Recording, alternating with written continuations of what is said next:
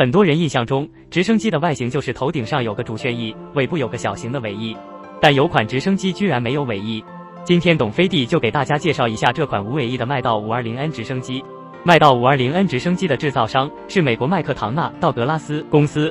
在中国的江西地区有麦道直升飞机的生产线，麦道 520N 直升机就是其中的重要产品。麦道 520N 直升机的长为 9.8 米，高度为 2.9 米，主旋翼直径为 8.3 米，最大的巡航速度可以达到每小时229千米，最远的航程可以达到365千米。根据私人飞机网的数据，一架麦道 520N 直升机的参考价格为1537万元人民币。麦道 520N 直升机的动力装置为 250C20 2燃气涡轮发动机，这是世界上著名的发动机生产商罗尔斯罗伊斯公司生产的。在麦道 520N 直升机的驾驶舱内有2个并排的座位，在驾驶舱后面机舱里可以坐4名乘客。麦道 520N 直升机外形上最大的特点就是它只有一个无桨叶的主旋翼，没有尾旋翼。这种无尾桨叶的设计比起传统直升机的有尾桨叶设计要更加结构简单，这让直升机的可靠性更高，也让直升机的噪声大大降低。没有了尾桨叶，也让直升机在树梢飞行时安全性大大提高。